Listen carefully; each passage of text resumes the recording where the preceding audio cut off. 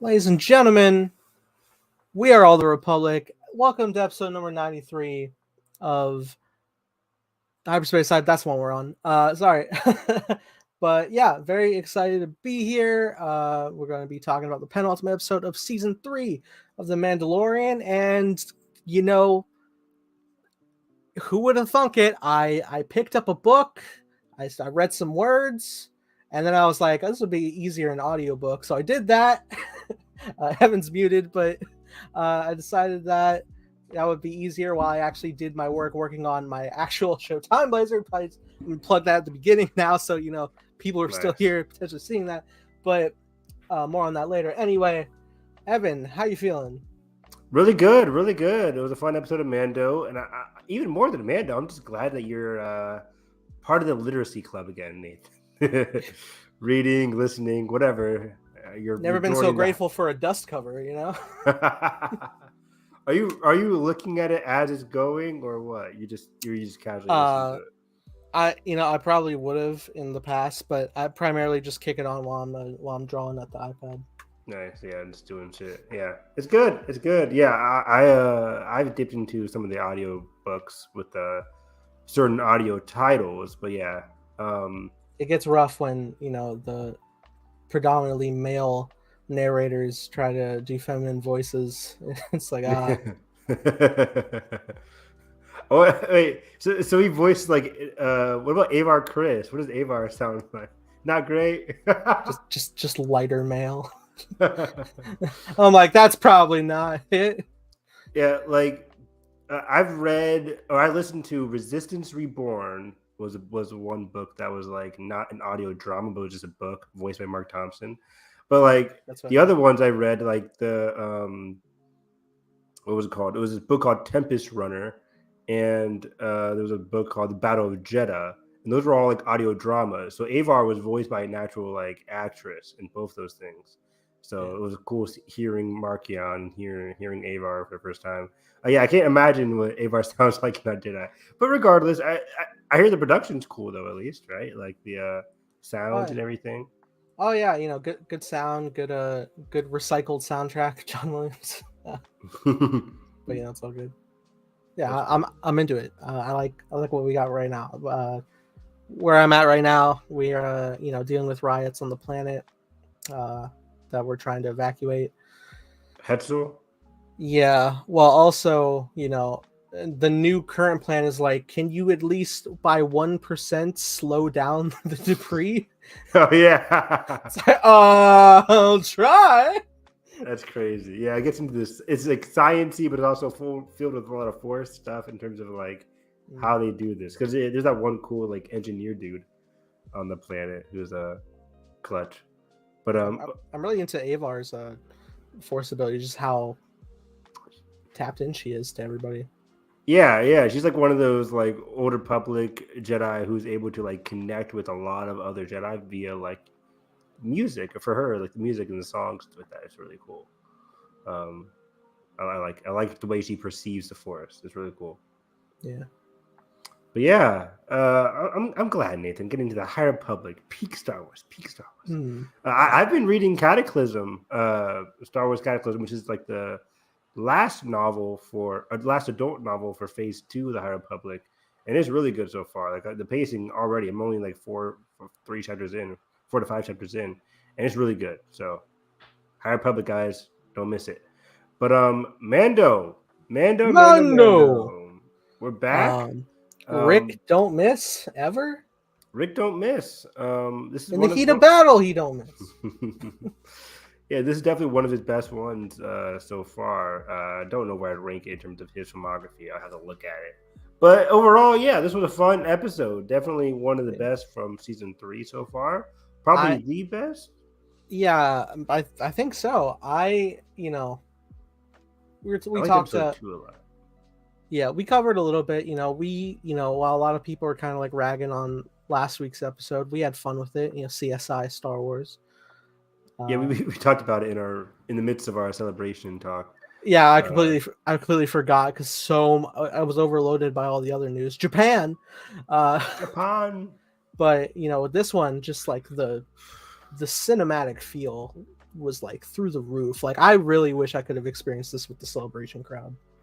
Yeah, I feel like Celebration crowd would have like heightened my enjoyment of this episode. I liked it a lot, but I feel like this episode would have been like even crazier, just like the jokes and the tension and the surprise reveals, all with the crowd. That would have been really nice. Like, because again, when we saw Obi-Wan Kenobi with the crowd, like those first two episodes, it felt so magical just because we were in a room filled with thousands of other people, just like going crazy over the smallest of things. So the whole crowd energy really adds to your overall enjoyment, especially if it's Star Wars. Even like the biggest reveal when we were watching Obi-Wan, we only got to the end of episode 2, and the biggest thing is we're watching sad boy in bathtub open his eyes, and we're like, oh shit! Yeah, he's back. But also, like, remember seeing Leia for the first time? We're like, oh, young Leia's a star of the show here. Whoa! Because I think at best, like, we had heard like a rumor of casting a young Leia, but we thought that might have been like for Andor, while Luke was going to be the focus. Exactly, or if she was going to be in the show, be like a small cameo. But no, like we went to Alderaan, saw her, had a whole scene with her. It was awesome. It was awesome. Yeah. But yeah, overall, I really enjoyed this episode. Got a lot of questions, a lot of theories. Gideon made it. That hit at the tail end again. Gideon is the character embodiment of an end credit scene. That's what this man is. He's just an end credit scene. Is there a lot of depth to the guy? End credit scene to an installment we will never receive. Basically. Dude, I wasn't going to say this for the end of our discussion. I'm about to say it now because we're fuck it. If he gets killed next week by Thrawn... Oh... Evan, I would Evan, die it's sealed. It's sealed. I know it is because he was the one man in the room that was like, I don't know about this Thrawn guy. And we just saw the heir of the Empire. Yeah. We saw the heir of the Empire set up in Ahsoka, and we presume it's probably going to be the culmination of Dave's film. So, I think Gideon's kind of out the door now. Yeah, I'm thinking he's gone. I'm thinking, I don't know. I mean, if we do, I feel like Thrawn, I tweeted this out. If we keep getting teases for Thrawn in Mando, we know he's in Ahsoka, but we never see him in Mandalorian, that'd be dumb. He has to appear in the show at some point, not just the culmination film. Because this is a character, even, because we're huge Star Wars fans, but even if we're not huge Star Wars fans, we've never watched Rebels, and you watch like season 2, it's like, where's Thrawn? I was like, okay, that was a weird name drop. Then the second time it's uttered is in this episode over 3 years later. And it's just like, oh, Thrawn's supposed to be secret. And I'm just like, they're building the fuck out of this guy in Mando. And our first introduction to him is going to be in Ahsoka. It just seems messy to me. So I feel like just introduce him a little bit here in the finale and then put him in Ahsoka. I don't know. It just, the whole Thrawn thing is still something I'm just getting used to. I know he makes sense in the worldwide universe of it all. Like in the universe of it all, Thrawn coming back makes total sense. I'm on board with it. But in the concept of a satisfying TV show within the concept of the Mandalorian, the build up to Thrawn without ever seeing his face is just like, it's just some invisible figure I'm just supposed to get excited for. Like it works for Star Wars fans, but does it work as a whole? I don't really know yet. Yeah, I'm expecting for everyone, especially the general audience, we'll do another end credit scene type, and I think it'll be Ahsoka, and she'll probably have a hologram of Thrawn, and that will get people like, okay, well, Ahsoka's journey's continuing. I'll go check out her show. Here's Thrawn. Oh, relax, it's fine. You knew this was coming, Pete. Ever since Mando season 2, you knew this was coming, Pete. Again. I don't mind Thrawn showing up, but I don't need fucking Ahsoka to tease her own show. Just have Thrawn appear, pull a Fallen Order, right? Have Thrawn appear behind Gideon, like, bro, hey, buddy, like, who are you talking to? A la like Vader and the first sister, whatever her name was, second sister. So again, just have Thrawn like. Let me see like Imperial back. I see. Even then, I take that back. There's no way we can actually see Thrawn appear physically within the show because he's supposed to be secret until Ahsoka. So I don't know. Maybe you're right. Maybe it just is Ahsoka showing us a hologram of Thrawn or something. Or I don't know. We have to get some kind of major Thrawn reveal, Thrawn satisfaction, to say the least, in the finale before we see him in Ahsoka. Yeah. Because I still, and granted, I still want the show to be about Din, Bo, the characters that we actually see and like, not Thrawn.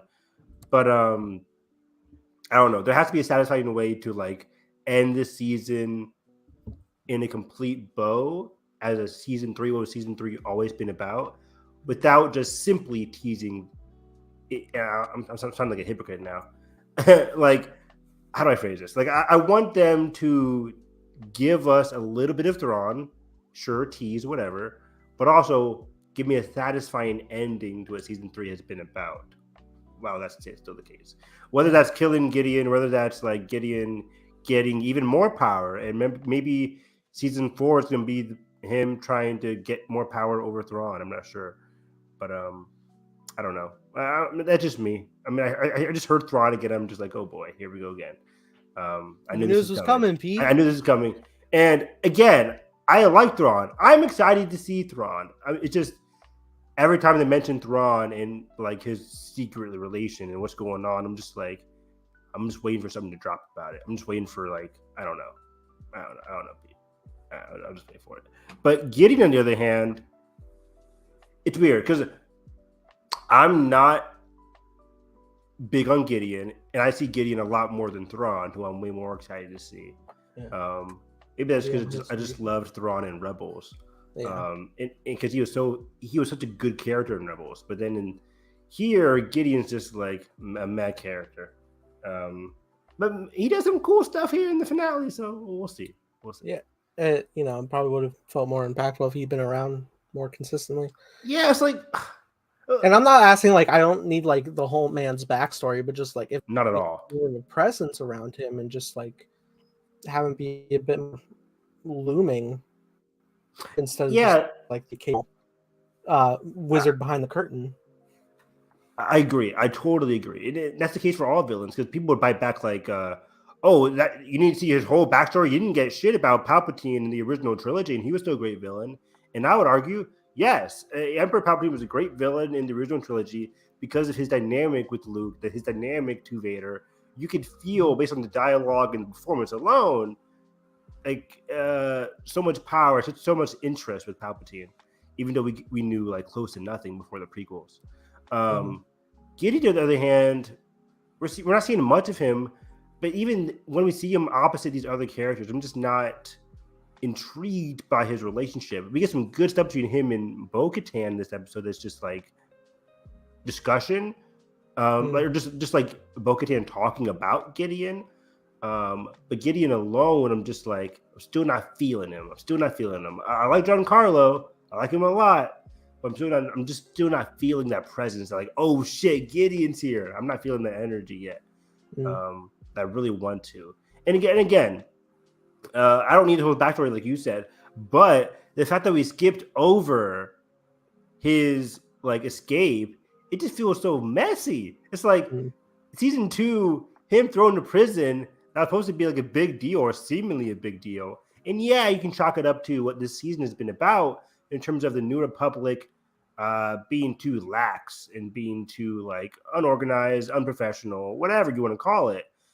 It makes sense that he's able to quickly escape.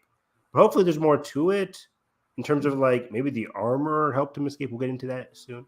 But maybe some people on the inside helped him escape, or maybe he's just like, his forces. It doesn't matter now or whatever.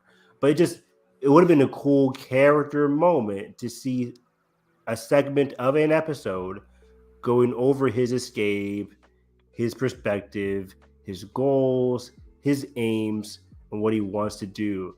We kind of get a little bit of that, or a lot of that here in this episode, but I think it could have been seeded better throughout the season instead of just him being like, boom, penultimate episode, I'm back, baby. It's just like, oh, okay, cool, whatever. I feel like they just want to like skip it over until we get to the good stuff with Gideon, whatever. But yeah, that's just my overall thoughts. Overall, though, I'm complaining, but overall, I like this episode a lot. There was some very interesting stuff here. Oh yeah, the episode itself is wonderful. So, want to go right from the beginning here? Yeah. In the Beninging, we nice. Nice. Well, where did we kick off? What is our? We're on Coruscant. It's blue. It's rainy. It's Blade Runner 2049. You're right. Okay, well, hold on. It is Coruscant. Right? Well, just by looking at the signage and like the locations, I got the vibe it was the planet from episode 2 of Kenobi, like the ones that like have the secret well, I'm kind of like negating my own argument because that's the planet where like transmissions can't get in or out, and we know talking to Gideon through. I felt like it's Coruscant mainly because she's part of the she's part of the Imperial Amnesty program. I'm sure they can't just leave wherever they want to go to, right? Yeah, no, it definitely would be Coruscant. I just there's a lot of neons in Star Wars. I did question it too. I was like, this Nar Shaddaa, that'd be cool, but no, it's mostly they commune through different planets, so obviously not. So yeah, this is Coruscant. Anyway, yes, we get the transmission through the probe droid. Yeah, big ass probe droid in the middle of an alley. I'm like, it's kind of like opposite of subtle, but okay, whatever. Yeah. So yeah, we see Elia Kane going through the alleyway. We knew she was sus from the very beginning. I mean, the whole episode 3 was about her just being sus and what her goals are, anyways. But yeah, she meets with the probe droid, and is meeting Moff Gideon. Moff Gideon's back in the flesh. No escape sequence to be needed. He's here, and he's telling. Let me see here. She's telling him that Bo-Katan met with the Children of the Watch, and they defeated swiftly the pirates of Navarro, as we saw in episode 5. Moff Gideon did not like this. He wanted the pirates to be over Moff. Which already confirms the pirates were working in league with the Imperial Remnant, which was suspected in episode 5. They're like, pirates can't just be acting in the system alone, right? Maybe not. But no, they are confirmed to be working with Gideon, with the pirates, as we suspected on the podcast as well. Moff Gideon, he was like, crap, I want the Mandos to be, separated. He likes it when they're separate, when they're worrying about themselves and not him. And the pirates were a good distraction for Navarro, just like more chaos in that sector.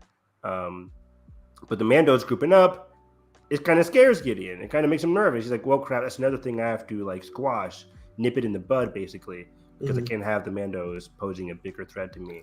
Seems like the Imperials are also a little alarmed when they hear. Yeah, it would make sense, right? Like a big force in a time when it's like the New Republic. It's just basically right now, New Republic, some pirates, and then you have the Imperial Remnant. And it's best if they know the New Republic isn't looking at them, that pirates are doing their own thing, and that Mandalore, which was a big military fighter group in general, it's like if that starts to rise up, we'll be in trouble because we should be the dominant people in this sector, not the Mandalorians. Because even though the Mandalorians aren't really close to the New Republic, if Mandalore gets back and it gets recognized by the New Republic, that's going to be even worse for the Imperial Remnant, who wants to rise up in power here. So again, Gideon is seeing that future. He's seeing the future of a possible Mandalore rejuvenated, and that scares him. So he goes to run off to what we see here, the Shadow Council. But before we get to the Shadow Council here, I did like how when we cut back to Gideon walking through his like lair, we had no idea where this place was until the end part of the episode. It's Vader's castle. Oh gosh, that'd been really awesome actually. Wouldn't have made sense, but would have been cool.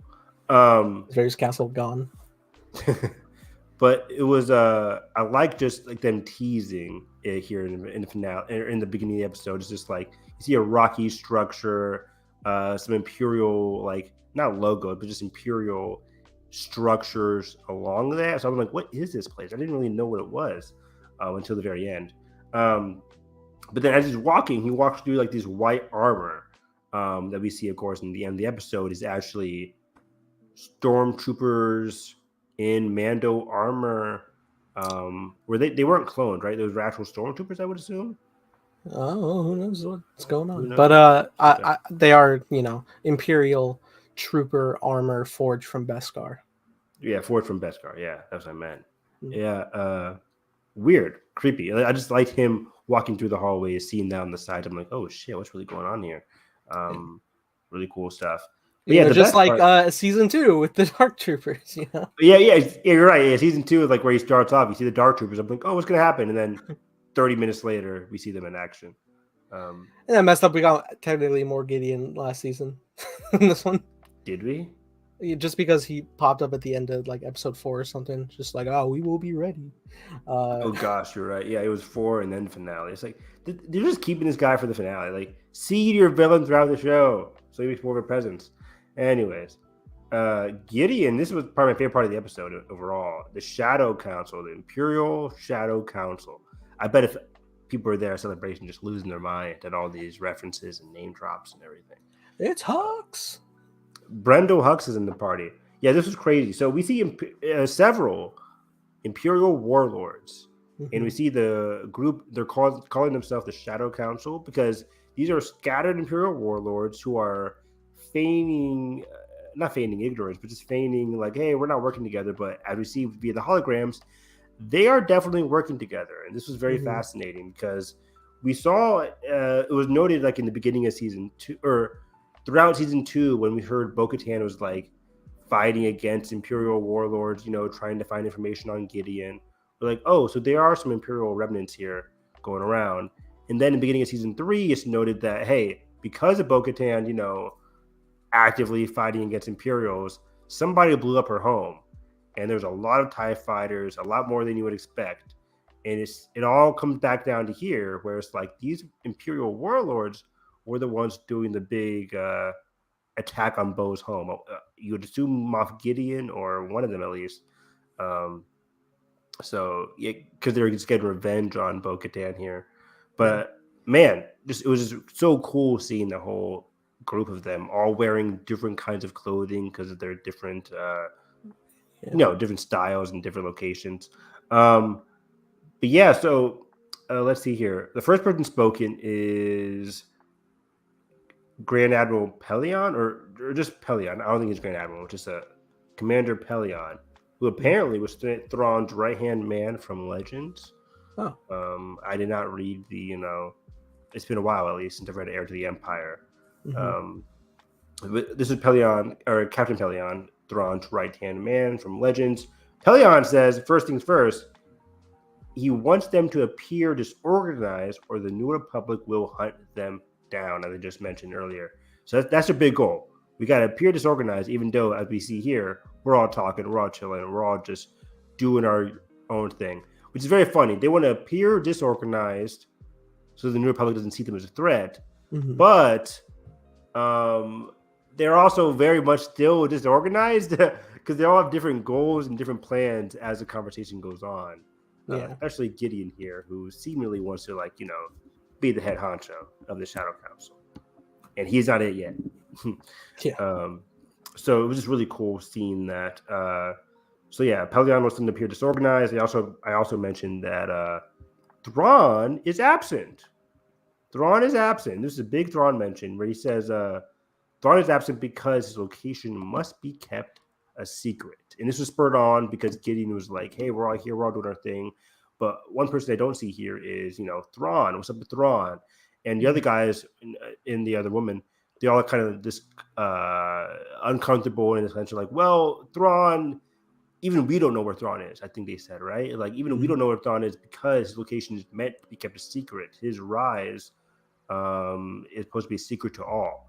And, Gideon kind of takes a negative stance to that, where he's like, well, okay, we're all doing our own thing, right? Like, we should all be here. We should all be part of the council, which I think overall in general is just Gideon wanting to, like, be cool with these guys and trying to get them to support him in terms of him leading everybody, not Thrawn. Because it seemed like Thrawn is leading the Shadow Council in general, just they don't know where he is, or are they all just equal, including Thrawn? I couldn't really get a big grasp on the power dynamics. It sounds like Thrawn is the head honcho they're going to look to. Okay. Because that's why Gideon calls them out as being like, I think it might be time for new leadership. You're right, yeah, he says that. Yeah, like, we need new leadership. I need to be the new leader because Thrawn is a secret guy, but he is in charge of them all, which is just so fascinating. I'm like, so last time we saw Thrawn, which was he like was in over a decade ago. over a decade ago. Yeah, before even the original, before even the war, Yeah, before the war for the the Galactic rebellion. Civil War. Yeah, before the Galactic Civil War, Thrawn was gone, but he has somehow came back, coordinated this whole Shadow Council, Mhm. and is working behind the scenes, all in such a short amount of time. I'm just like, Ezra, what are you doing? I'm like, Ezra, you had one job, one Ezra job. Ezra never made it. He died in the sacrifice. He died on top of a whale in hyperspace. Um, but man, I'm just like, Thrawn has amassed so much power. Again, this is only supposed to be his 6, probably 7 years now, past Return of the Jedi. So it's been a couple of years. But Yeah. Thrawn has been doing a lot of work behind the scenes in terms of crafting this whole Shadow Council. Even the people that fled, like Jeddah. I think Jeddah has Jeddah already happened. I think Jeddah has already happened.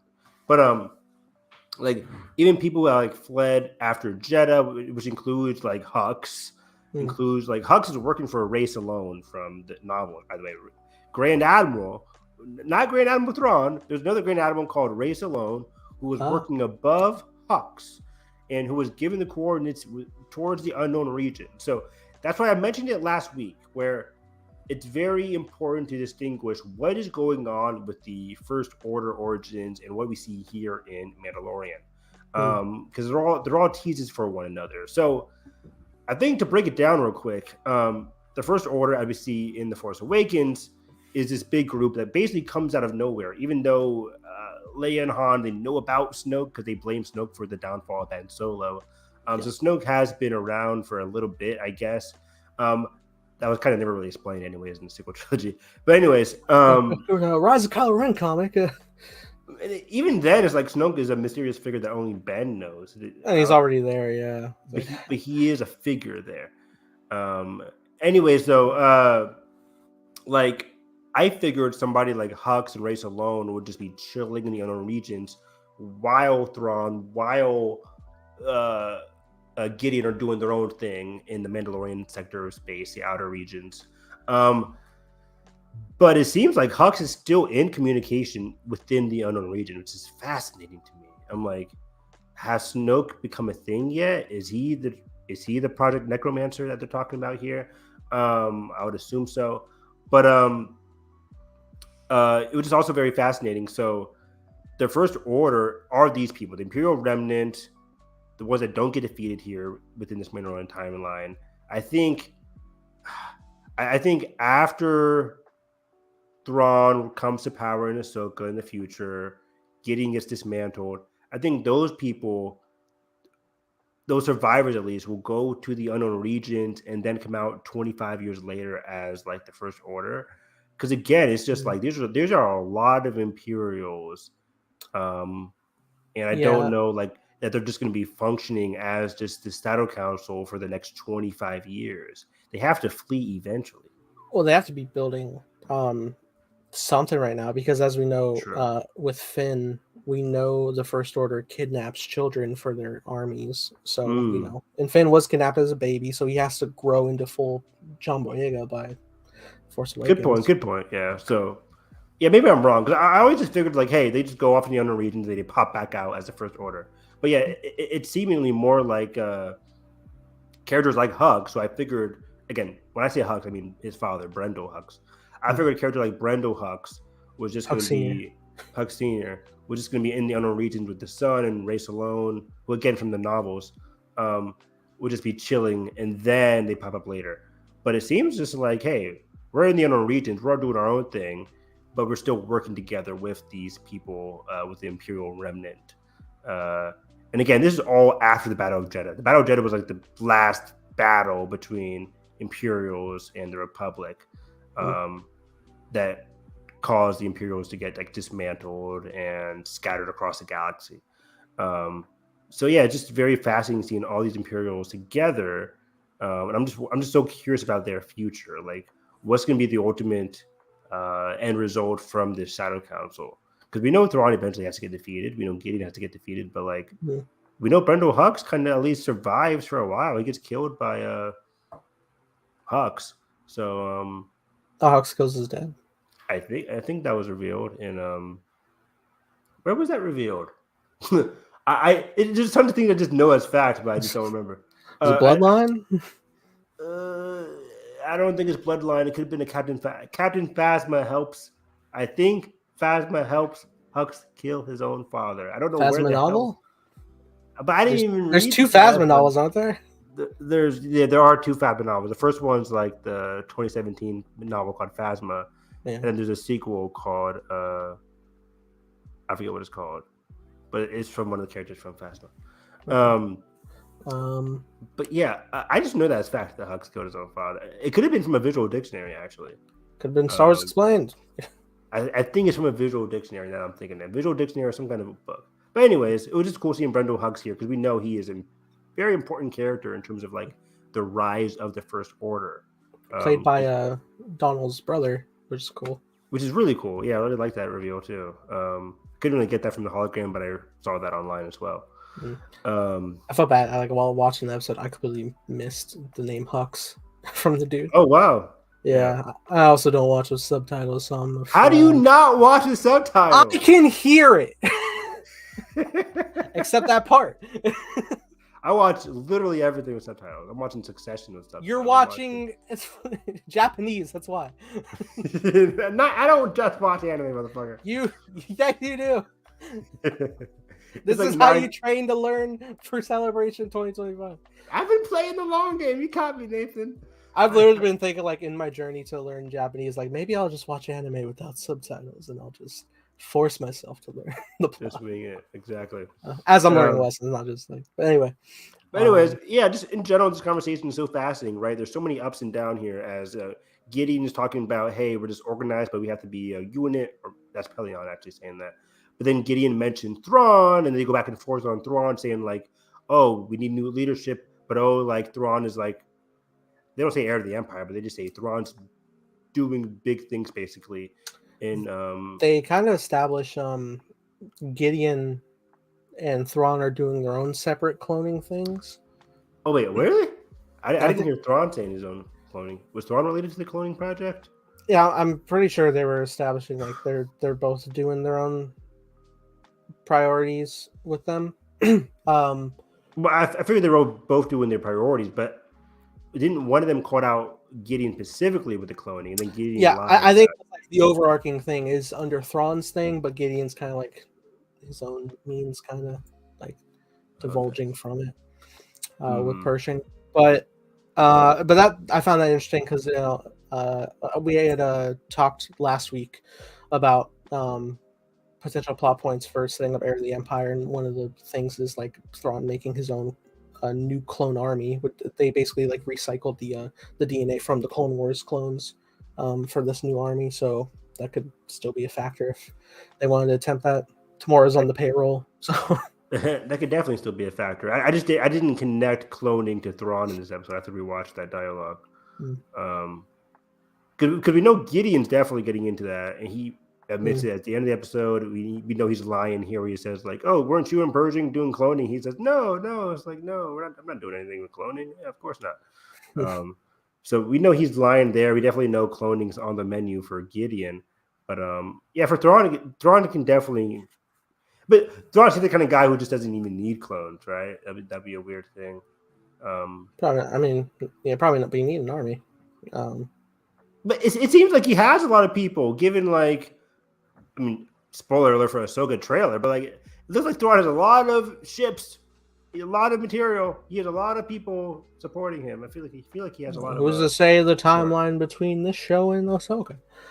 A few months. This ain't the MCU, but it kind of is. Kind of is at this point. That's a good question. I've always figured Ahsoka is going to be like I figured it was multiple periods. Multiple, yeah. I feel like it just takes place after season 3. That's what makes the most sense, right? Unless they deliberately say this is a flashback or whatever. Well, I think they are gonna tackle some scenes from the Rebels finale, given that we have short hair Sabine at a point. Unless she cuts her hair again. Granted, yeah. But even then, going back to the Ahsoka thing real quick, it's like we see the mural from the Ahsoka finale, but then we also see Ahsoka wearing gray and not white.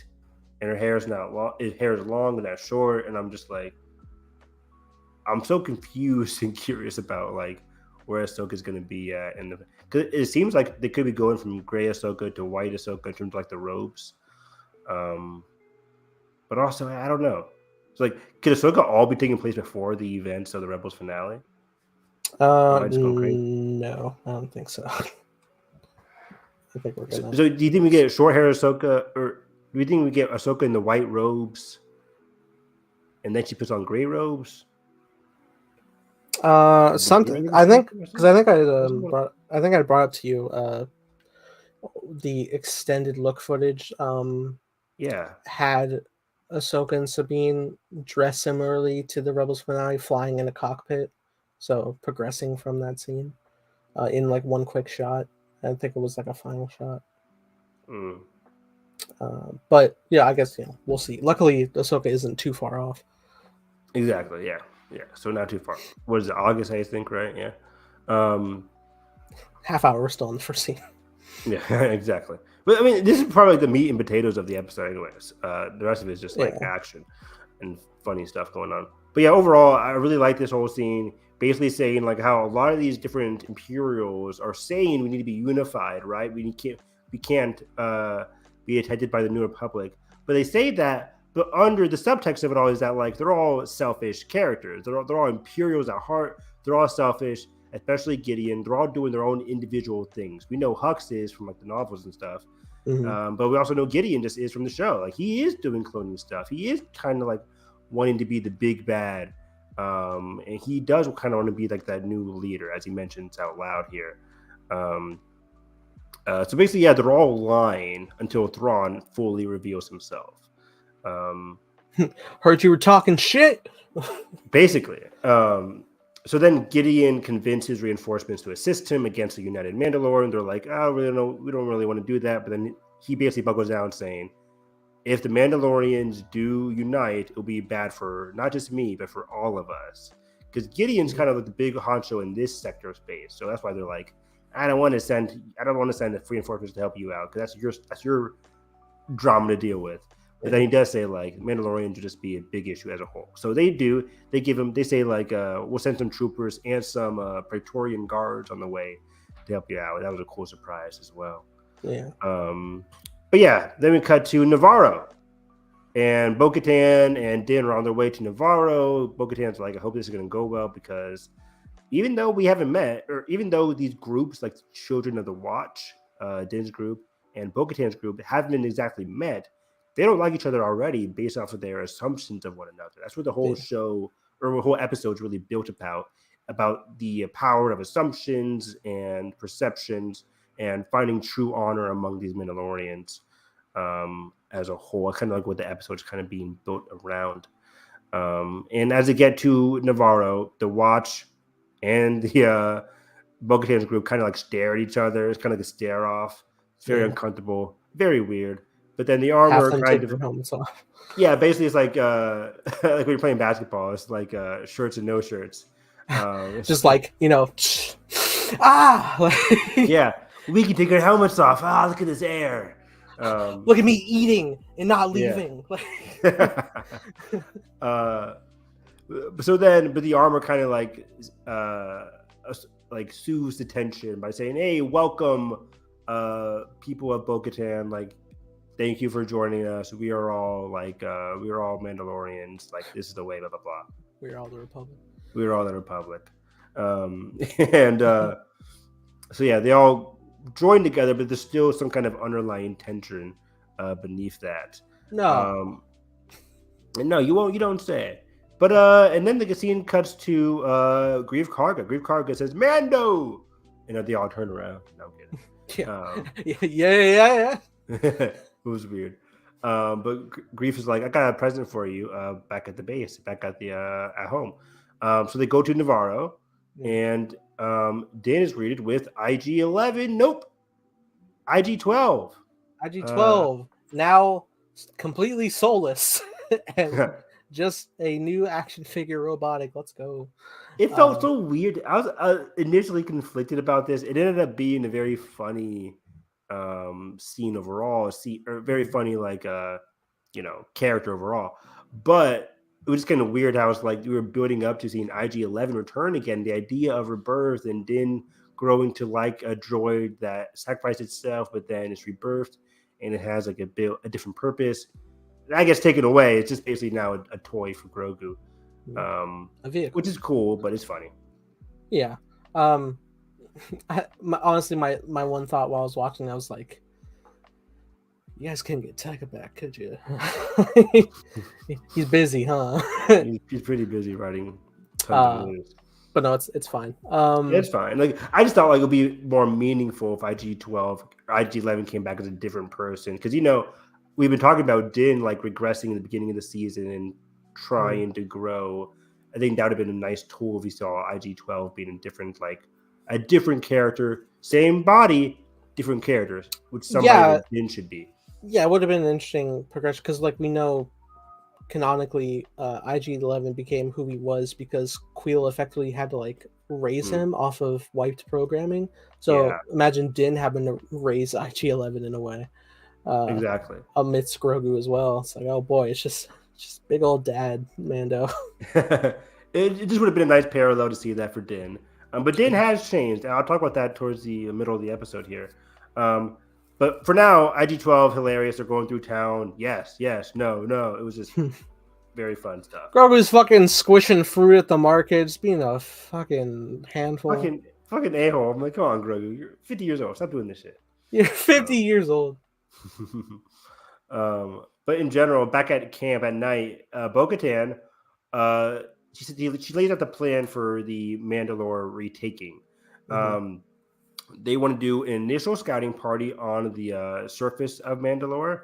Only a select few will go down there to initially scout it out, make sure it's safe, hospitable, while the fleet of Mandalorians will hang out above Mandalore, just chilling until they get the word or signal from the people on the ground that it's safe to come down, basically. And like there's tons of like families, women, children, so it's like keep everybody else up top while the initial scouting party goes to the surface, make sure everything's fine. And we get Din initially joining, of course, he wants to go. Axe Woves, Casca Reeves, Paz Vizsla, even the Armorer, and then some red shirts who are obviously going to die. It was funny. I made a comment. No, it was funny. Like, they were all tuning in. It was funny, like they were all tuning in. It was like all the main characters are like standing up, and then like this random like young ass kid is just like, "I'll go." It's like, okay, there we go. Exactly, like he's automatically just going to die. He's going to use his fodder, but whatever. We don't know for sure. Spider-Man or woman, we don't know. Any more Spider-Man jokes today? I'm sure the Armor is a fraud, but we'll see. There are spies plural, so yeah. And I've always been sus about the Armor. Even just in the preseason, I'm just like, the Armor is sus. The Armor has always been sus, just basically because she's the head of this cult that people don't like. Yeah. But granted, because the Armor has been doing, as I've noted throughout all these podcasts and recaps, the Armor has been doing a lot of good stuff this season with like teaching Grogu, being accepting of Grogu, automatically like bringing Din back in, even though he had to do that stupid trial. The Armor was like very respectful towards Bo-Katan. So, but the Armor having a big impact on Bo and Din would, I think, make it even more impactful in the finale if she turns out to be a traitor or a spy or whatever. Because now she's not just affecting Din's storyline, she's affecting Bo's storyline and character progression as well. Yeah. So I think more the merrier. More storyline she's affecting, the more impact she has on the overall story. It would be nice if she, surprised the audience and became a traitor. But now it's going to feel like less of a surprise because everybody is predicting it. That's fine, because at this rate, I'm just, it feels like the last piece you can pull to enter, especially Din, but Bo as well, into like that wake up call. I'm just like, oh, but shit, like they're just, I fell for it, like the ruse. Yeah, that's a good point. And I mentioned this on like when I talk about Survivor. weird comparison here, but Survivor. But bear with me. The immunity mythosaur. Survivor is a show that is all built about like, especially towards like this recent seasons. Who's going to be evicted tonight? They want to surprise the audience to make sure that we don't know who's going to be evicted that night. The vote comes out like 7-3, and somebody goes home and like, how did that happen? Why did that happen? And sometimes we don't even know why it happened. But the best Survivor episodes are when like a clear plan is laid out, and even though we might be mildly surprised, we basically understand why somebody got voted out that night. Which goes to say, for Mandalorian, I don't care if it's not so much a surprise that the armor gets voted out, or the armor is revealed to be a spy. I'll be glad that it's been clearly laid out throughout the season, at least, through numerous things. And I still think it's just very weird for her to be like, Bo-Katan, we need you to do all these things, basically just like egging Bo on in terms of retaking Mandalore, which is a justifiable and righteous act, of course. Yeah. But it's also, like, as we see, leading towards a trap. So it's like, did she know about this when she first ignited this plea, or maybe she didn't? I'm not sure. It does find interesting that, like, she takes interest because Bo says she saw the mythosaur. Mm-hmm. But, the armor needed proof that didn't even got to the waters, but, you don't need proof on the goddamn mythosaur. True, exactly. She kind of jumps at the opportunity to like use Bo-Katan as a way to like unite Mandalore, which again, just good for Bo-Katan. It's good for the armor. These are all good things, but I think in hindsight, if it turns out to be bad, it could have some bad foreshadowing. But in general, if the armor turns out to be good, then it's like, okay, then she's good. Everything she did was just righteous and good, and we were all wrong. It wouldn't take away from anything that she's done this season if she's not the spy. No, it just it just creates compelling. Exactly. That's what I'm saying in general. Yeah, it would be very compelling, very interesting. The character that Din has been like, not obsessive, but just so like he admires the armor so much. The armor has been a character that's been willing to give Din a lot of these life lessons, and Grogu a lot of these life lessons. Sometimes very flawed, but sometimes very important for Din. These human values. So to have that person be like a traitor would be a very interesting sequence of events. But in general, after this, the episode moves. Like we jump right into Mandalore. We're going down, and the party begins. As soon as we get down to Mandalore, let's see here. We are greeted with Mando survivors who are on like this pirate ship, which is very cool. They've been here, I guess, the whole time. They say, Nathan. Yeah, enough to witness that the planet was bombed twice over. Yeah, that's awful. They've been mutated by radiation. No, can you imagine like Super Mandos? That'd be crazy. But yeah, it's like I recognize at least two of them are celebrities. Are they? I feel like the main dude, the black guy. Yeah, he I'm pretty sure he was in Top Gun Maverick. Oh, cool. It's like I wasn't expecting an invite back, but they're called orders, Maverick. That guy? Yeah. Oh. Blank on his name. Blank on both their names. The other dude, who kind of has like the bangs going on. I know he's from Breaking Bad. Yes, you're right. I did know that one. I did know that one. Yeah, I saw that on Twitter. Yeah. Going from fighting with Jesse, playing with Jesse, to helping Mandalore. They really like bringing back characters in the show. Where is Masal Goodman? they're gonna cast him as fucking Hondo or something. Oh God, don't do it. That'd be amazing, actually. But by the way, speaking of like the armor being spies, these guys are also sus. These guys are also very sus because they've been on Mandalore the entire time. Didn't know about Imperial presence, and they lead them right to the Great Forge, which is a trap for the Imperials, or for Mando by the Imperials. Could be right. They are also very sus. I'm like, how are you here the whole time? You don't see Imperial ships entering the airspace or whatever. So it's probably fun. So they could just be nobodies again. But what was interesting about them was that they were so loyal to Bo-Katan. They're like, hey, the princess has returned, basically. we're glad that you're back because you would never surrender, right? No, Bo-Katan actually, she's like, no. She says to them, no, I'm grateful for you all, but I actually did surrender. Basically during the first war effort, which took place during the original trilogy. So this takes place after you see Bo-Katan take the Darksaber from Sabine and Rebels. We assume they had this whole battle during the original trilogy, but all we knew was like, hey, they lost, and that's how we get like the Night of Tears or whatever it was called. Night of 1,000 Tears. Hoping for a great treat this week. Hope to see Boba Fett help out his old buddy. Oh wow! I didn't even think about Boba Fett, but that would be a nice surprise. See Boba come back in on the party. Not to get like ahead of the Vizsla final stand, but somebody was making like a cool thematic connection that like if Boba Fett were to come along and kind of regroup with the Mando culture and kind of take on Vizsla's son Ragnar, kind of like in the sense of like paralleling Jango's demise and then Boba being orphaned, and because I think they also established Jango being a foundling. That'd be really cool. Yeah, I like that idea. I would like a father-son dynamic that could work if they do another season of Boba Fett, or just throughout Mandalorian season 4. That'd be fun. I vibe with that. Will I ever see Cobb Vanth again? Probably not. But then, Bo-Katan explains, and again, this took place during the initial war during the original trilogy.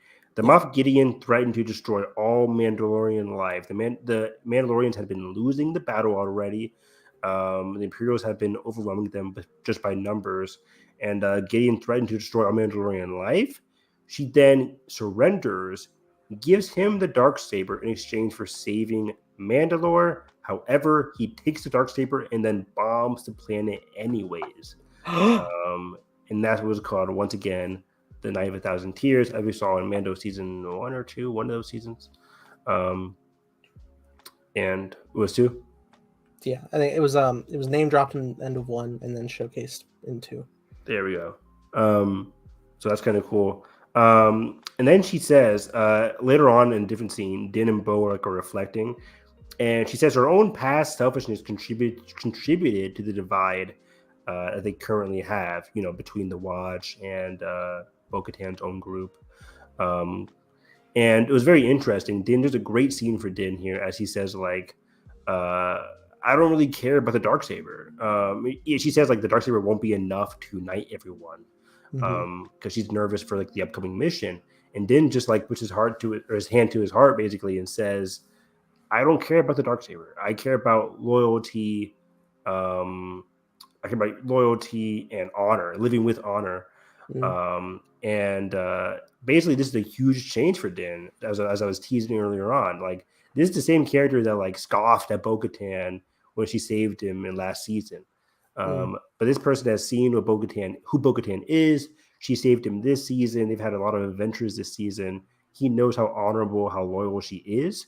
So he's willing to accept her change, and he's willing to accept her leadership, regardless if she has the Darksaber or not. Let them kiss. Exactly. Which I think adds more context and more, this scene helps with that ending scene in the previous episode when Din was just like, hey, here's a Darksaber. It felt very anticlimactic to me. But this scene does add a lot to that, where he's just like, hey, I don't even care about the Darksaber. He might as well just throw it like Luke Skywalker did in Last Jedi, right? Where it's just like, I don't care. I care about you, Bo-Katan, as a person. I know who you are as a person. You're loyal, you're honorable, like all Mandalorians should be. You exemplify what I strive for, what I stand for. And I think that's like the sweet thing. That's like the powerful part of this episode here. An episode that's focused on divide with the Imperials and then divide with the Mandalorians. Like, Mando is a character that's just like, I live by the creed, the honorable, loyal side, and I believe you are that person, Bo-Katan. Which I think overall, this episode and that scene overall is just exemplifying the big motif of season 3, which is about like all Mandalorians, not just or not just Din, but all Mhm. Mandalorians try and find their true self and like uniting for something bigger, um, which is very powerful. Um, and then what's it called? That scene is even more impactful because it's followed up thematically, at least, with Grogu breaking up a fight between Axe Woves and Paz Vizsla over a stupid Kingdom Sabak or whatever they were doing. No. Yeah, no. They're playing like some form of Star Wars chess, which now I'm like, Yeah. how much? How much can I sell for it? How soon can I get it? Oh my gosh. I can't even play real chess. What? No. I'm more of a So, checkers kind of guy. ah, I just never learned how to play chess. it's fine. I could teach you. I'm no spring chicken, but Nice. you didn't watch the Queen Gambit and go, I want that. No. No. You're like, why do you hallucinate on the wall when you play chess? But overall, this scene again, like how I just talked about with Din saying, like, I don't care about like Darksaber, I care about like loyalty and human loyalty and stuff like that. Yeah. This scene with Axe Woves and Paz Vizsla fighting over something stupid and meaningless over a game, all based on their like preconceptions of one another, being broken up not by Din, not by Bo, but just by somebody in between, right? Somebody like Grogu, a new foundling who's half Jedi, half Mandalorian now at this point. And a knight. In a knight, whatever. He's a knight, damn it. He wasn't knighted by freaking Lizzo, okay? Yeah. What more do you need? Jesus Christ. On that world, he's a knight. Yeah, in that one world, good. If they connect diplomatically, then okay. the DNA of knighthood carries. I don't fucking know. I don't know how citizenship works. If you're knighted in England, does it mean a damn anywhere else? I guess not. No. All right. No. Well, if you're signed under England, I don't fucking. You just get a sir in front of your name. Just a sir. Anyways, I think anybody can get that. Sir Grogu. What's next? So here, but yeah, in general, that was a great scene as well. Just Grogu breaking up. It was very comedic, of course, but it's also very powerful. Again, as I keep on saying, this episode is built around unity and disunity and groups fighting over each other. And for a character like Grogu, the newest member of the group, a foundling, not just becoming a Mandalorian, he's learning from people like Din, from people like Luke about like bringing in the peace, being one with everybody, regardless of your characteristic, whether you're from the Watch or from Mandalore, like Bo-Katan's group. Like, it doesn't matter about your background. What truly matters is who you guys are as people, and we all are true Mandalorians. We're all true Mandalorians. We're all loyal. We're all honorable. We're all here in the first place because of that alone. We shouldn't be fighting. So Din, Grogu doing these big scenes in this episode were just very impactful. I really like that kind of stuff. And then we move on from that, and a huge monster comes in to break up the party. You know, Favreau, if there's one thing he loves, it's monsters getting in the way of plot progression. I'm kidding. Now I was like, oh boy, it's Mythosaur time. And then me too, right? Yeah. It wasn't. It was just some random monster. Yeah. Like, how many fucking monsters how much shit did you awaken under fucking is this Godzilla now? What happened? It just felt so weird to me. I'm like, was this spurred on by the Imperials, or just happened to be a random monster that just happened to lead the group into the Imperial Forge, which just happened to be a trap? I'm just like, was this all by chance, or was this all a trap? Like, well, it was obviously a trap for the Imperials, or by the Imperials, but the aspect of the monster coming up, I was like, it just felt very random. Freak accident. But whatever. Also, I noticed like on one of the nights when they were camped, they were like rotisserieing some bird. I could only presume. When was this? It was either it was probably like the night when Bo was like, "Hey, we need volunteers." Oh, on Navarro. Okay, yeah. So I can only presume they cooked one of the bird babies they had. It was one of the sizes. What? It was pretty similar size for sure. So That's I mean, fucked up. is it? They killed them. I mean, they killed Yeah. the parent. I mean, What? is this to really put it past them? But also now I'm just thinking like, are we not going to ride these? I guess Favreau's writing, man. I have no idea what's. I agree it was a background detail. Maybe it's not those birds. I but hope not, because just I can only thematically presume. that would make sense. Like we're gonna kill a mother figure, in general, being like the mother bird thing. We're gonna take her children, and I'm like, okay, that's just weird, not cool. But then I figure like, okay, maybe they take the children, they use them in the great fight. That'd be kind of nice. That'd be kind of meaningful. But then we're just gonna eat their children anyways. That just seems very messy and weird. Like, what are you trying to say there subtextually?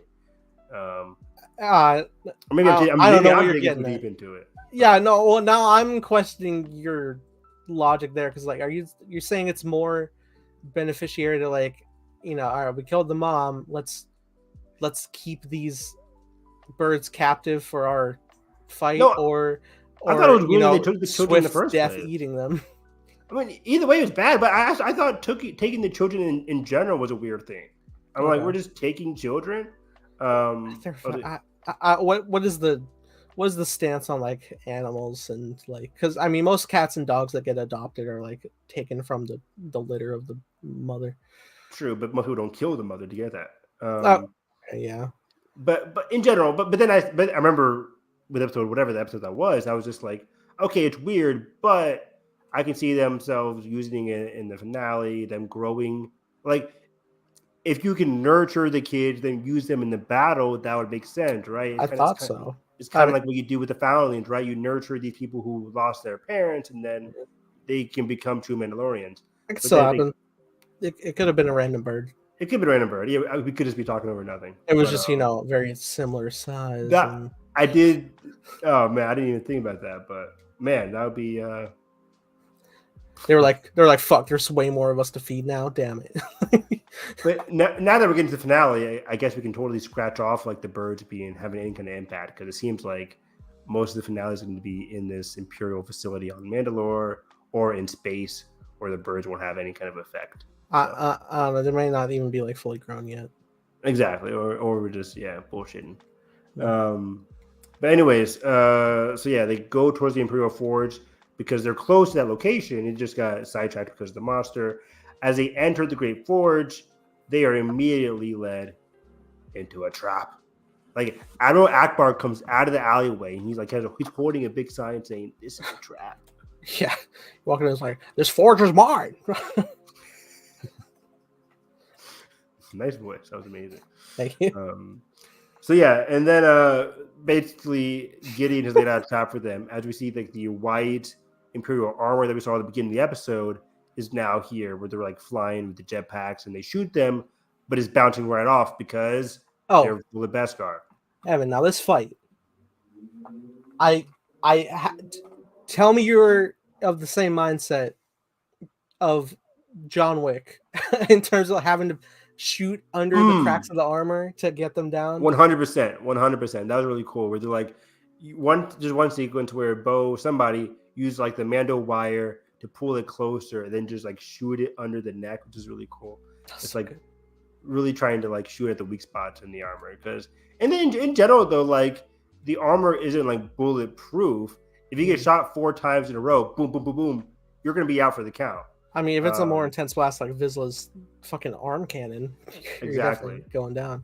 You're definitely going down. So, yeah, I like how like a lot of them were trying to find ways to shoot under the armor, but also if you keep consistently hitting the armor, you'll still down them as well. They're not invincible, but they are hard to kill, which is a big annoyance for them. But yeah, it was just so cool here, just like the visual language of like, oh, our home, which has been bombed twice by the Imperials, has been taken over by the Imperials. Which adds more meaning to the whole verbiage of retaking Mandalore. Because I was always questioning, I'm like, why are they retaking it from? It's pretty empty here. But like, they're retaking it now exactly from the Imperials. Gideon has been here the whole time. And the visual language of like the ancient rocky structure of Mandalore filled with rubble and scars from its old culture, turning over time, or not over time, but just like around the corner, into imperial structure, imperial architecture, which is very fascinating. Just going from Mando architecture, boom, you see like the white or the black and white hallways. You see the lighting, like it immediately turns into an imperial stronghold within this Mandalorian stronghold. It was very frightening and just surprising. And you immediately catch like, oh wait, this is the same spot where Gideon was talking to the Shadow Council. This is Gideon's lair. It was really cool. I really like just seeing the like hangar bays carved within the walls of the planet. It felt very Starkiller base in that sense. Totally, I got that same vibe too, where it's like the hangar within the rock of the earth. There, it was really cool. Really, once again, industrialization taking over nature, George. Big time, yeah. We mentioned this in our Bad Batch recaps last season, or season 2, where Tantus was so green and full of life, and skies were blue. But then towards the end of the season, it was stormy, dead trees. Like the Imperials like basically drained this city. Like you think I wrote the episode? You see it in Andor too, where a lot of cities were taken over by the Empire have now just become echoes of their past selves. And you really see that in this episode as well. Did you say echo? Echo. Echo. Echo. Tick. I never get over when fucking we just kept going into that. It's the like the accent, and then the very like next episode was like the Pablo episode, and she wanted to like go play on the water, and she was like, "Can I gar?" and I was like, "Oh no, that's all I can think about is heaven." Oh man, Omega's the best. So then they get towards the end of the hallway there, and they try to retreat from the troopers, but then they get cut off. Well, basically, they all get cut off from Din as the door closes. Din's on the other side and floats down Gideon in dark red highlights, Imperial armor, which is pretty badass, if I do say so myself. It's got a crown. Yeah, with the crown, because as he said at the beginning of the episode, like, we need some new leadership here. So he always is thinking of himself as like the new, like, he feels like he's the new heir to the Empire, right? Yeah. And you can tell that by the visual language of his clothes alone, that he's wearing a crown. He's such a narcissist, he thinks he's so regal when he's actually not. But we'll see that later. This whole reveal was a very very compelling 1-2 slap in the face for the Mandos that we've been following. Just like, not only like, oh my god, they've taken our world as their base of operations, and now here's Gideon wearing our armor, not a Mandalorian. How dare you, sir? Exactly. Just how dare you stand where he stood? Basically, like the power of just like taking over somebody's culture and putting that culture onto themselves for their own personal and powerful gain. It's very sickening, especially when Gideon says to Din that he plans to combine the strength of Mandalorians, Jedi, and cloners to create a new army and bring order to the galaxy. Yeah. That's our first time getting an implicit layout of Gideon's overall plan, which is very frightening. Let's try to dig into that, though. He says, like, I want to combine the strength of Mandalorians, as we see just his Mando army, or Mando, army and armor. But then he says Jedi and cloners. This has to be in reference to Grogu, correct?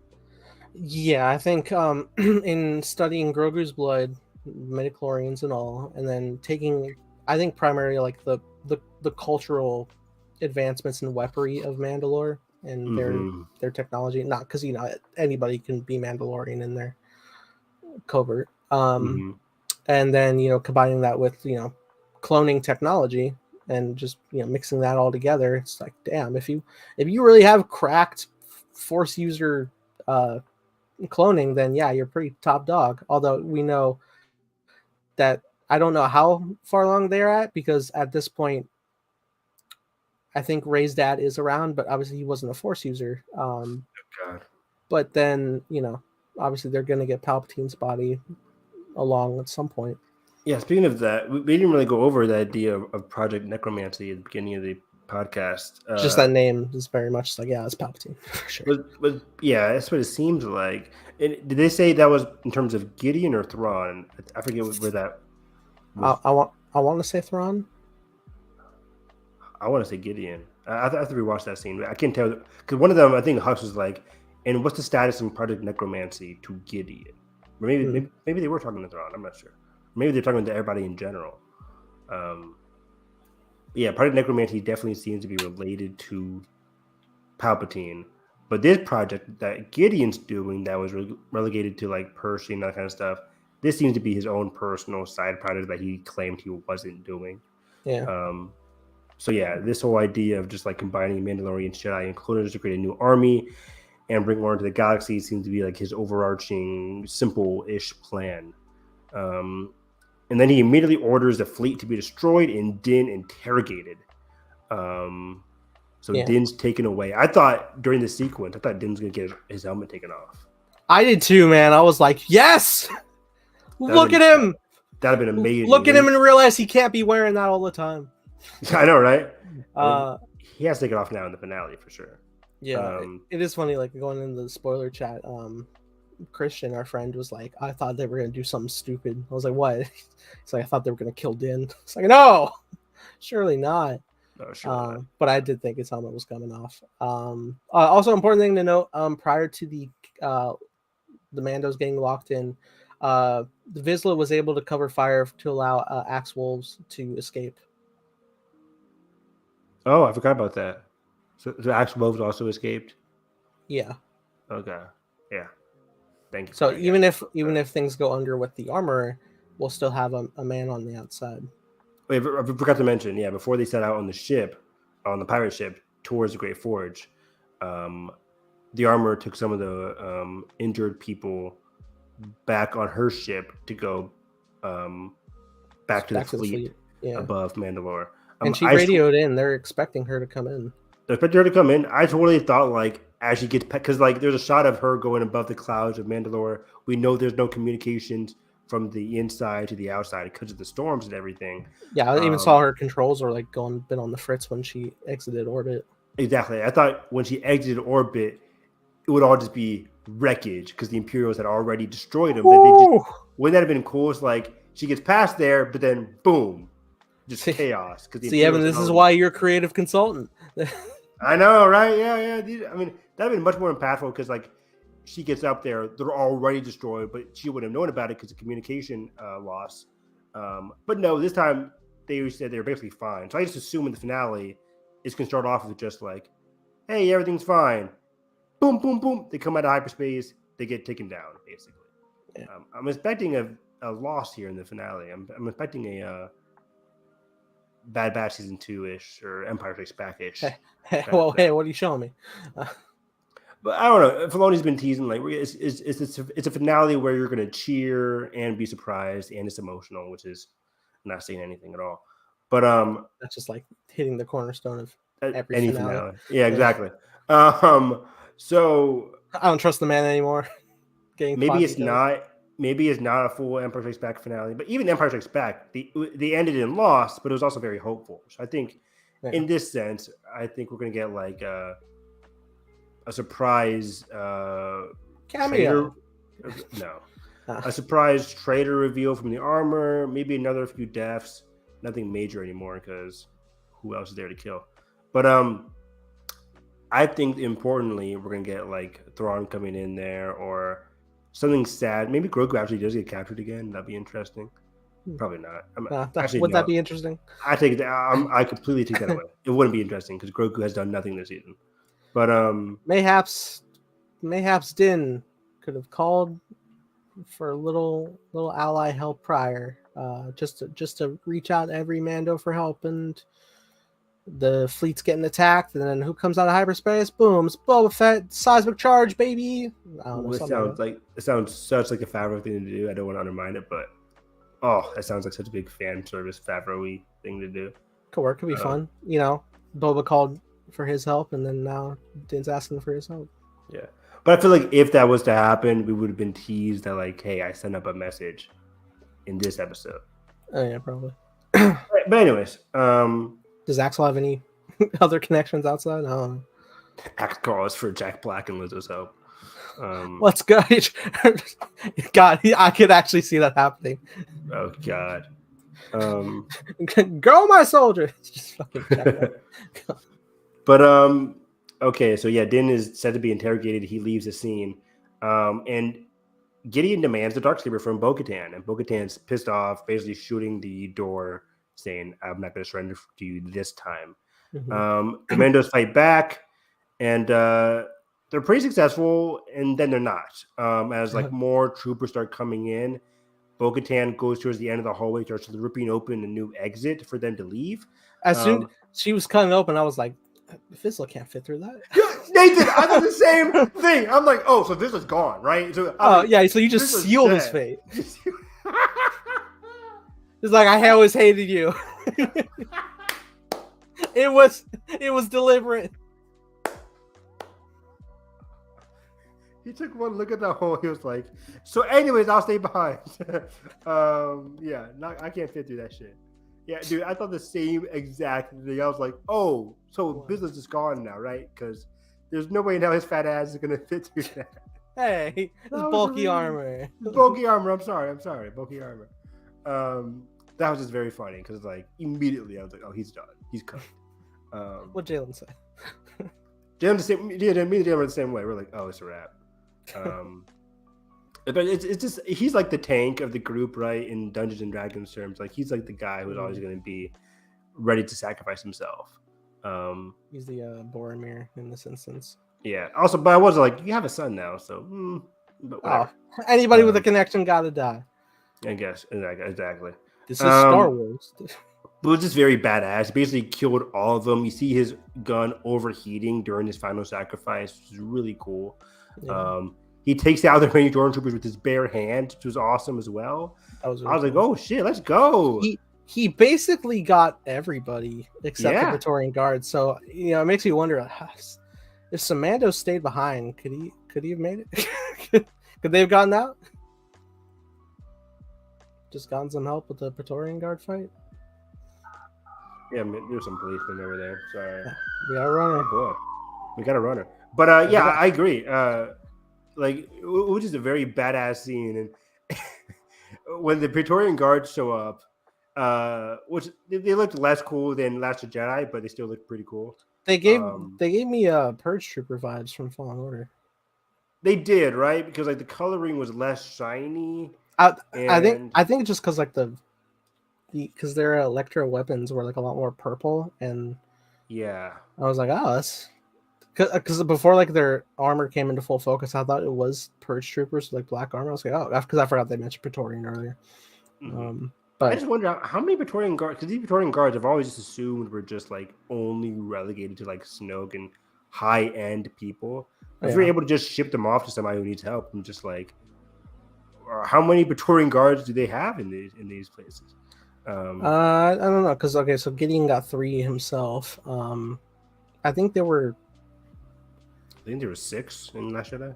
Yeah, 4 or 6 in Last Jedi. So I feel like Kylo takes out 3, Rey takes out like 2.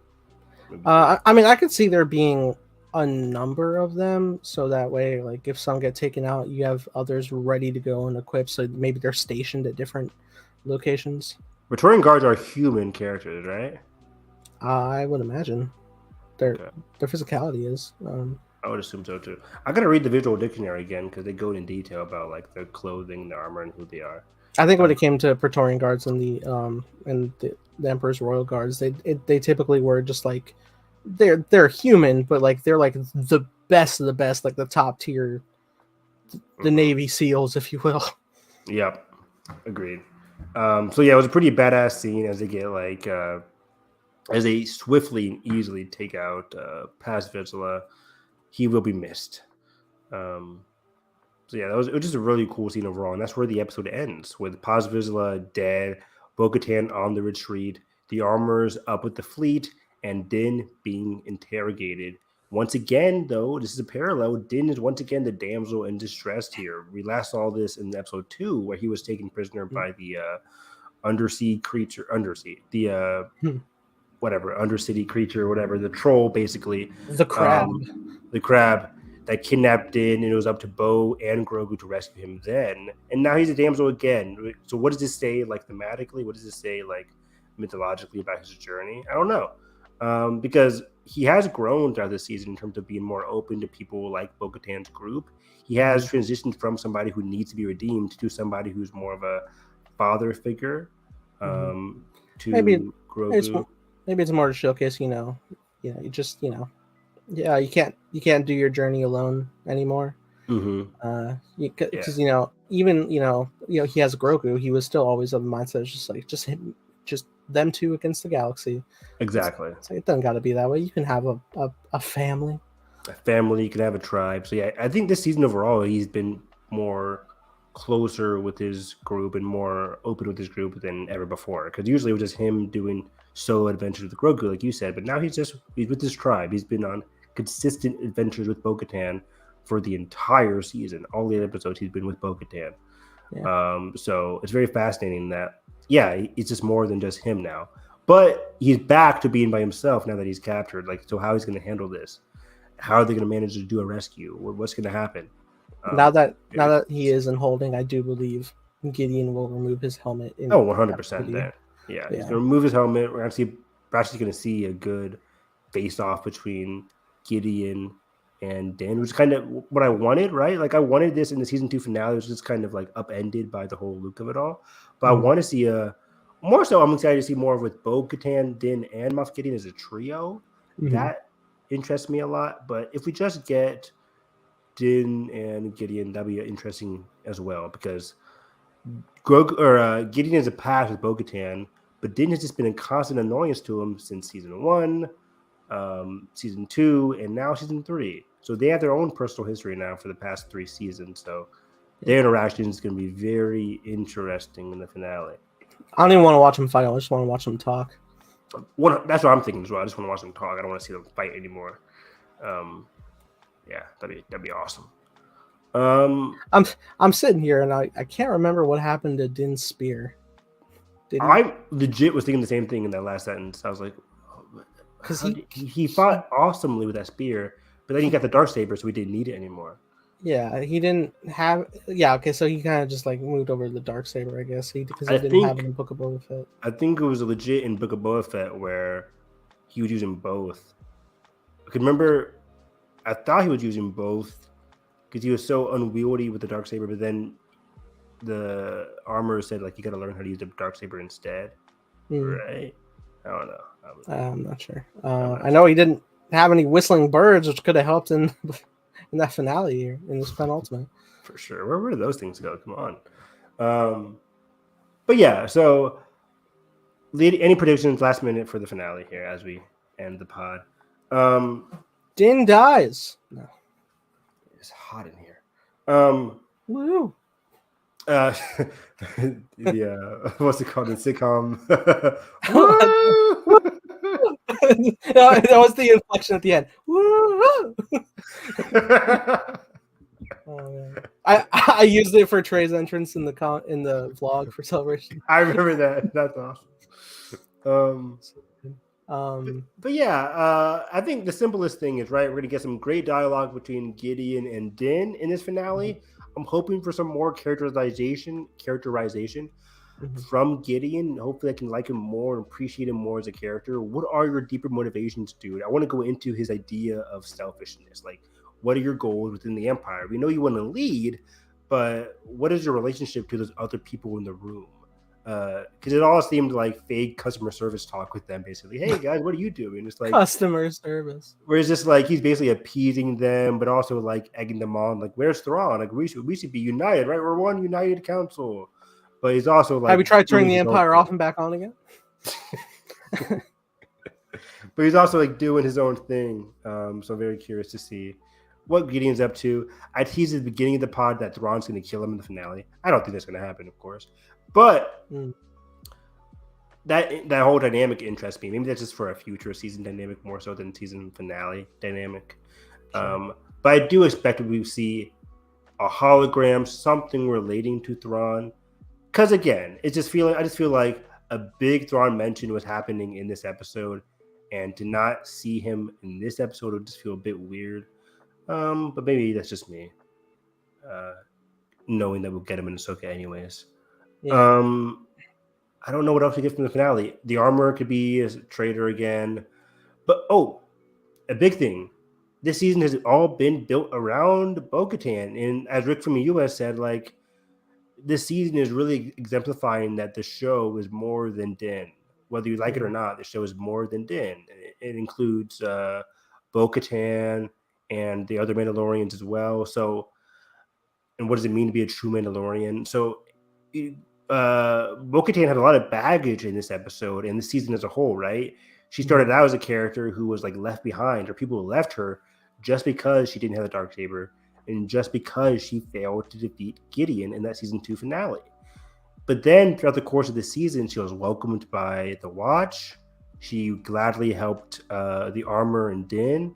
She was used as like a middlewoman with the tribes of Mandalore.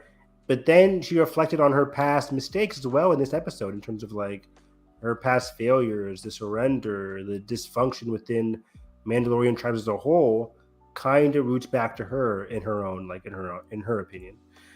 So what's going to be the cap on that for this season? Like, what's going to be her final chapter for this specific season? I'm very curious to see where we see Bo-Katan end the season. Is she going to embrace being on both sides of the of Mandalore here? Is she going to revert, as I feared would happen?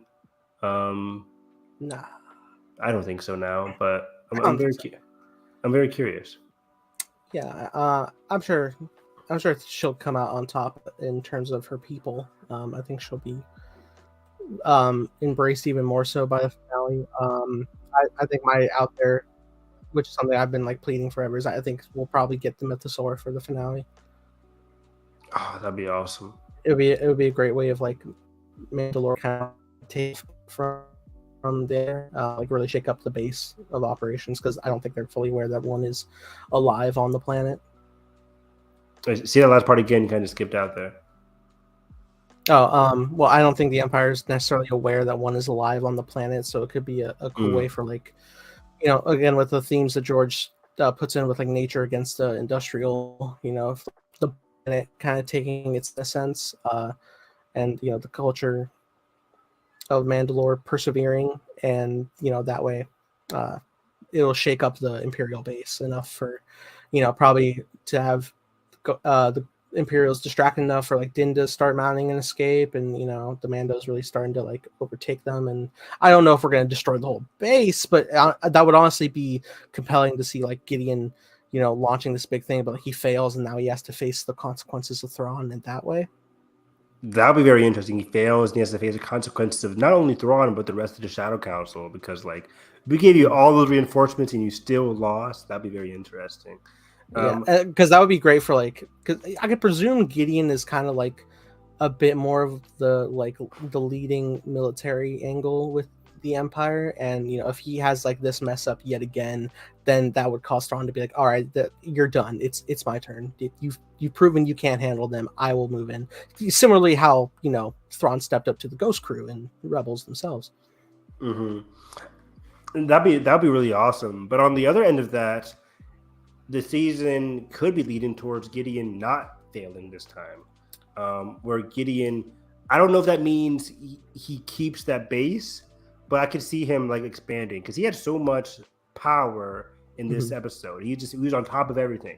I could see it, especially in terms of like what they've been seeding with the New Republic angle, where it's like, once it's too late, when we catch on, it'll be too late, and there'll be nothing that we can do to stop it.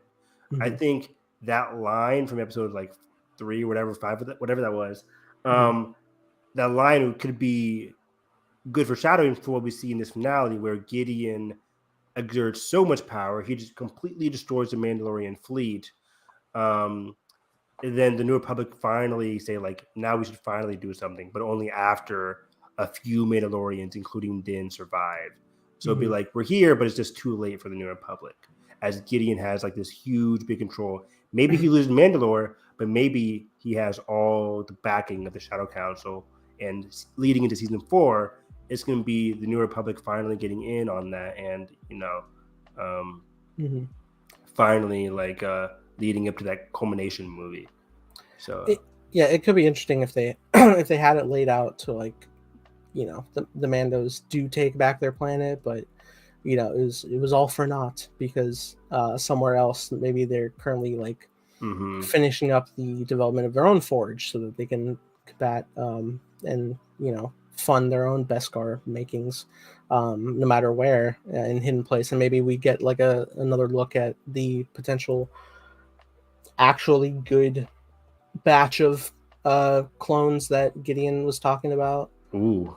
Also, we kind of set up a framing in the eyes of the New Republic, in the eyes of the Mandos, for breaking Gideon out. So I wonder if that would ever come back around, and if it does, would it be the Mandos having to face the Empire on their own, and maybe also on the run from the New Republic? That could be a thing. I kind of assumed now with the clones having Beskar that maybe that was what happened, because not the clones, but like his own troops have Beskar, so maybe there was some carbon scoring because of that. I think that's exactly why. But it's funny because we theorized the same thing in season 2 when we were like, "Oh, X-wings are chasing Din, and maybe he has to face Gideon alone." Yeah, never happened. So, but yeah, I just kind of assume, given the New Republic angle of the season, that the New Republic's going to have some kind of influence on this finale, however small it might be, or maybe not. And the New Republic stuff is just world building. But I kind of do think the New Republic is going to have some kind of influence on this finale. That'd be kind of nice, just to tease that culmination aspect of like where this whole era of the Mandalorian is going. What else am I thinking here? But yeah, they just got to rescue Din. Din's in quite a predicament. I don't know how he escapes. Again, for what you said with the Mythosaur helping out with his escape, that'll be nice. Nature getting in the way. But man, yeah, I don't know how Grogu Bo-Katan can rescue him in this time, because Praetorian guards, they can be defeated. How do you defeat Praetorian guards? Like, I don't know. With a Jedi. It's Luke. It's Ahsoka this time. It could be. It's Ezra. Oh, shit. Don't do that to me. How would you feel if it was Ezra? Not good, Bob. All right. I love Ezra, guys, but I don't want Ezra coming into this finale out of nowhere. You knew this was coming, Pete? I'm kidding. No, I did not that time. But I do know where Ezra is, because he's chopping the paw with Thrawn. Thrawn's over here amassing a huge Shadow Council and an army of Imperial ships and all that kind of stuff. And Ezra, what are you doing? Ezra tames the Mythosaur. We did it. Ezra better come back super powerful, because I'm like, what are you doing? What are you doing? But in general, I'm excited for the finale. I just hope, because the season has admittedly been kind of messy writing-wise, I hope it ends in a place where we can be like, okay, so this is what season 3 was about. I can see the through line, and I appreciate it, basically. Like for season 2, for me, it was all about like him giving Grogu a home, and that home ended up being with Luke Skywalker, and I can see that. I just didn't like the execution of that. Okay. But what's season 3 about? The unification of Mandalore, the unification of their tribe, Din accepting more people, Bo-Katan's journey being about like rising above past failures, stuff like that. So yeah, mostly a theme of reconnection, I think. Reconnection, that's a good idea. Yeah. So yeah, I'm very curious to see how this finale ties up Bo-Katan's arc, Din's arc, and teases what's ahead. Like what's ahead here, because Gideon's on top. I think he's going to stay on top in this finale. I'm predicting a small setback for Gideon, but overall I think Gideon's going to come out much better than how he ended in season 2, at least in my opinion. I don't think Thrawn's going to come back here and stab him in the back just yet. Maybe I'll pull a Maul and run away. That too. So we shall see. That's all I can really think about right now. Yeah. All right. Well, we shall see. And that being said, that is episode 93. Hyperspace Hype for us today, ladies and gentlemen. Evan, did you have a good time? I had a great time. So next weekend is going to be our last Mando discussion for a few years now until season 4 comes out, which I assume would be 2025. Probably in time for Japan. Yeah. Probably in time for Japan. That'd be nice.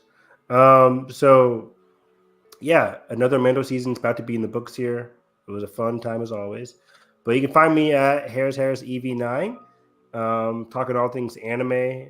Anime Saturdays are just great. I was talking to Nathan off stream, and anime has been wonderful on Saturday, and just this whole season so far has been amazing.